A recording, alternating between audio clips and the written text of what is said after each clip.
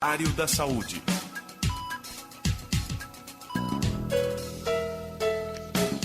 No Diário da Saúde, agora, nós vamos falar a respeito do livro Degluta, a luta de 5 brasileiros contra a disfagia, dificuldade de deglutir alimentos que pode levar à desnutrição, desidratação e até mesmo à morte. Nós vamos conversar com a Patrícia Amaral, que é fonoaudiólogo e autora do livro. Doutora Patrícia, bom dia, um prazer tê-la conosco. Bom dia, o prazer é todo meu. Vamos então contar para a gente, antes de mais nada, o que é essa disfagia. É uma doença rara, doutora Patrícia? Não, a disfagia, ela é um distúrbio de deglutição, distúrbio para engolir, uma dificuldade para engolir, que é decorrente de causas neurológicas ou de causas estruturais. Por exemplo, um acidente vascular encefálico, uma causa neurológica, né? E um câncer de boca, um câncer de laringe seria uma causa estrutural, por exemplo. Então, a disfagia ela não é exatamente uma doença. Ela é um sintoma ou uma sequela de uma doença.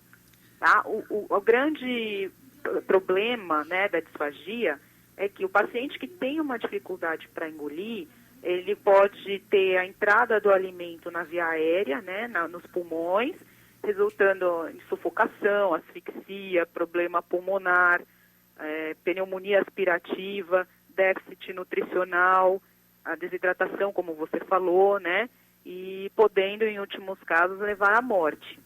Né?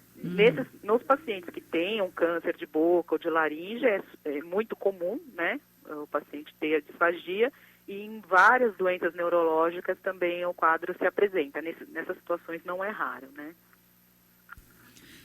Pois é, então fica bem claro então que não é uma doença, né? Mas é uma sequela ou algum problema que afeta essa parte. Agora, essa função de deglutir, eu queria que só explicasse melhor para a gente o que é. É isso, essa capacidade de engolir que a gente tem? Isso, a deglutição, didaticamente, ela é dividida em fases. Começa desde a hora que você coloca o alimento na boca, pega pelos lábios, até o momento que o alimento entra no estômago. Todo o processo, esse progresso, né, esse caminho que a comida faz dentro da nossa boca até entrar no estômago, ela é chamado, né, do processo de deglutição, tá? A disfagia, ela pode acontecer em qualquer uma das fases da deglutição, tá? Então, a gente tem a fase faríngea, que é a fase do momento que a gente faz esse glupt, né, que é o momento que a gente realmente engole, normalmente é o mais severo, é o que causa maiores problemas, né, a partir do engasgo, a sufocação, normalmente está relacionada ao problema nessa fase faríngea. Mas a gente pode encontrar o problema para engolir desde a hora que põe o alimento na boca, mastigação, até o alimento ficar entalado no esôfago da gente antes de entrar no estômago, né? Agora, doutora Patrícia, esses 5 casos que a senhora conta são casos muito dramáticos, não é? É verdade. É da gente ler assim e ficar se sentindo impotente, né? Essa sensação é a que eu tive durante o tempo que eu fiquei no HC. A gente fica impotente, porque a gente vê que o quadro dos pacientes está muito além da doença deles, né? Ela é um reflexo, uma evidência dos problemas sociais do nosso país, envolvendo diagnósticos tardios, fome, miséria, falta de saneamento básico, e falta de medidas eficazes de prevenção. E muitas vezes, quando o paciente chega para ser tratado, a gente já está com uma situação que nos limita como profissional. A gente já não pode fazer tudo aquilo que seria possível, né? Por conta da dificuldade de acesso que essas pessoas também têm ao tratamento especializado, ao atendimento médico, né? Então, os casos acabam sendo agravados, né? Agora, quando está estabelecida essa disfagia, doutora Patrícia, pelo menos no início, é possível tratar, é possível melhorar a qualidade de vida do paciente? Sim, sempre sempre é possível melhorar a qualidade de vida do paciente, mesmo nos casos mais avançados, por meio de orientações, manobras de proteção de via aérea, adequações do ambiente, adequações nas consistências de alimentos que o paciente vai poder estar ingerindo pela boca. A gente sempre consegue algum resultado, melhorar a qualidade de vida, né? Uhum. O trabalho do fonoaudiólogo na equipe, ele é fundamental, porque a gente consegue, inclusive, diminuir a taxa de reinternação de um paciente por uma pneumonia aspirativa, né? Que é a pneumonia que o paciente tem por ter aspirado alimentos ou aspirado saliva, né? A gente consegue diminuir o tempo que o paciente fica internado no hospital, os custos de internação e também os custos para a família com sondas, né?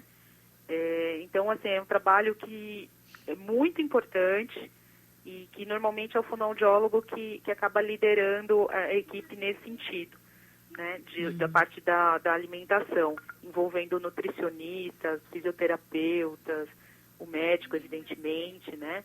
E psicólogos, e uma série aí de profissionais da área da saúde. Agora, o principal no seu livro não é nem contar só a história de vida dessas 5 pessoas, né, doutora Patrícia? O principal, pelo que eu entendi, é essa necessidade de fazer um alerta de que a gente precisa mudar muita coisa, não só no sistema de saúde, mas como no sistema social de um modo geral, não é? Você falou tudo, você resumiu tudo agora, é isso mesmo. Eu peguei 5 casos, 5 vidas, né? 5 histórias de vida para exemplificar a história de um povo, né? Porque as pessoas que dependem do sistema público de saúde são a maioria do nosso país. O que a gente vê, né, que é assim, a pergunta principal do meu livro, né, que é a minha reflexão, é qual é a responsabilidade da gente, de cada um de nós, sobre as nossas próprias vidas e sobre a vida dos outros seres humanos. Uhum. Porque a gente fala de corrupção, a gente fala de administração pública como se fosse uma entidade, né, que não tem nada a ver com a gente, que a gente não tem nada a ver com isso. Mas o sistema não gira sem pessoas, a corrupção não acontece se as pessoas não se corrompem. E esse ciclo nunca vai ser interrompido se a gente permanecer omisso, né?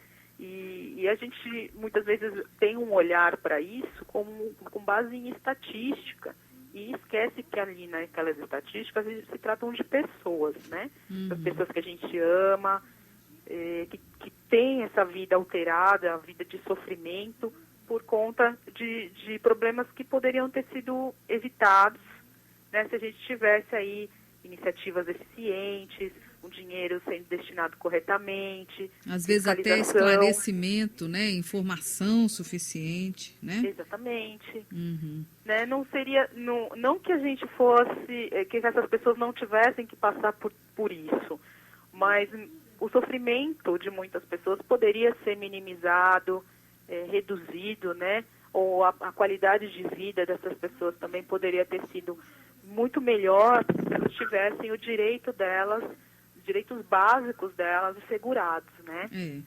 Mas a gente vê, por exemplo, quando fala se não poderia ter sido evitado, em muitos casos, por exemplo, da dona Joana, o problema dela começou porque um câncer de mandíbula não foi descoberto a tempo. Né? Isso mesmo. Aí a gente pode dizer, pode ter sido falta de informação, pode ter sido demora para conseguir um atendimento, né? Todas essas coisas. Tem um caso também que marca bem isso, que é o caso do Fábio, né?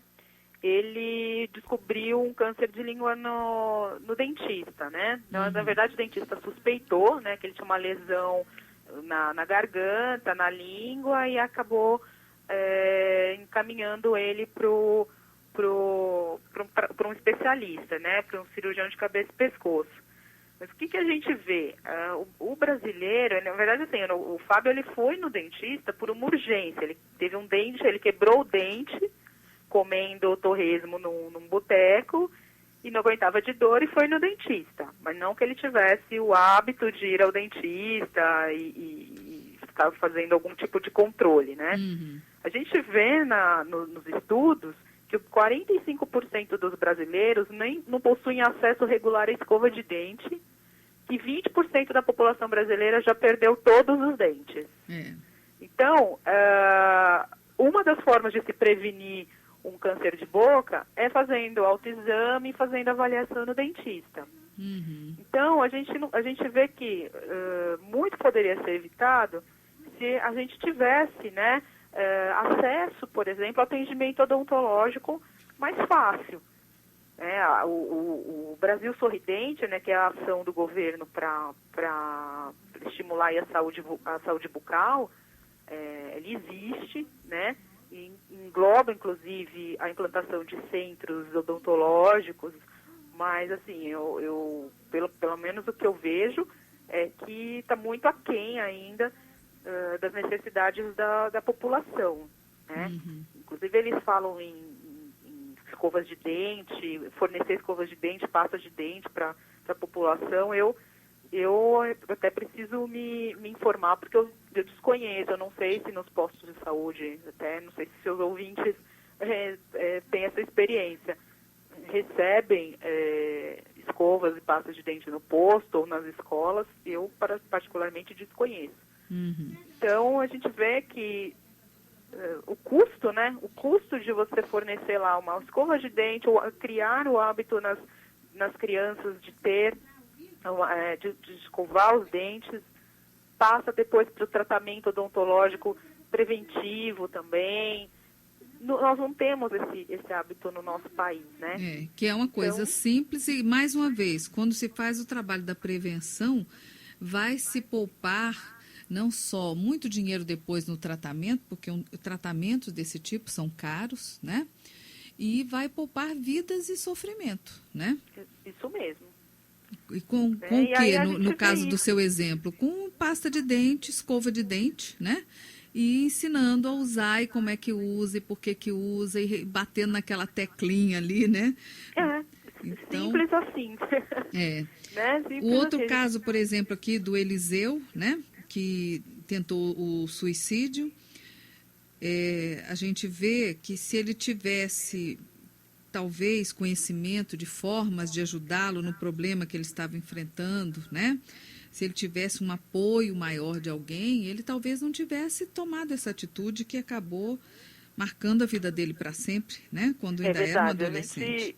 O caso dele, até fazendo uma relação aí com o programa anterior que eu estava ouvindo, estava explicando, né, para as crianças não terem acesso, né, a materiais de limpeza, os riscos, né, para as crianças. Eu estava prestando atenção aí no programa.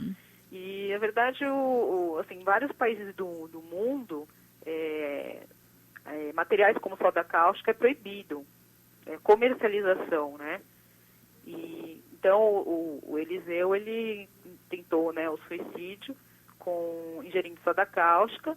Lá no Hospital das Clínicas a gente tinha bastante casos de pacientes que tentavam o suicídio. E, assim, o paciente ele não morre por conta da ingestão da soda cáustica, até poderia chegar a óbito, mas muitas vezes muitos não sobrevivem. Mas ele teve uma morte social, a partir de então, que o que aconteceu com ele? Ele acabou sendo internado no hospital psiquiátrico público, ficou anos internado. O problema dele não foi resolvido, né? Então, até 15 anos depois, né, da ingestão da soda cáustica, ele ainda carregava sequelas, ainda fazia cirurgias para resolver e provavelmente carregaria para sempre, né, essas sequelas, dificuldade para comer e tudo. E volta, né? Sempre a gente volta no mesmo ponto, né?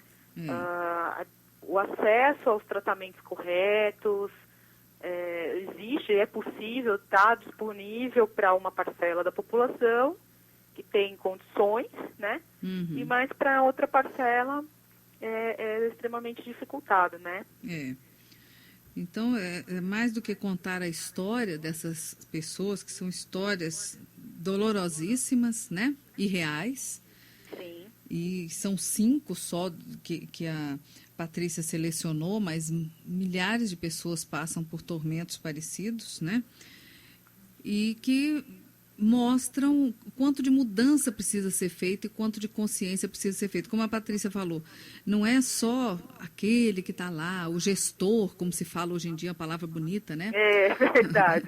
O gestor está lá, ele é o responsável, né? Mas cada um com consciência, fazendo o que pode fazer, e cada um de nós pode fazer alguma coisa, né? Sim. E até cobrando, insistindo, né? A gente pode ajudar. A gente tem que deixar de ser vítima, né? De se considerar vítima e começar a agir, ser protagonista das mudanças, exigir que o governo entregue, sim, aquilo pelo qual a gente paga com os nossos impostos. Realmente temos que exigir, mas também tem a nossa parte, porque somos nós que trabalhamos nesse sistema também, né? Uhum. Então, trabalhar, inclusive, também, acho que a parte de educação, para que a gente tenha cada vez menos pessoas que fiquem seduzidas, né, pela tentação do que é fácil, pela corrupção, né, pessoas fortes que não se corrompam, que trabalhem dignamente, honestamente, e que saibam, né, qual é o seu papel na sociedade, para que a gente tenha um país melhor para todos, né? Pois é. Bom, o livro, então, chama-se Degluta, a luta de 5 brasileiros contra a disfagia.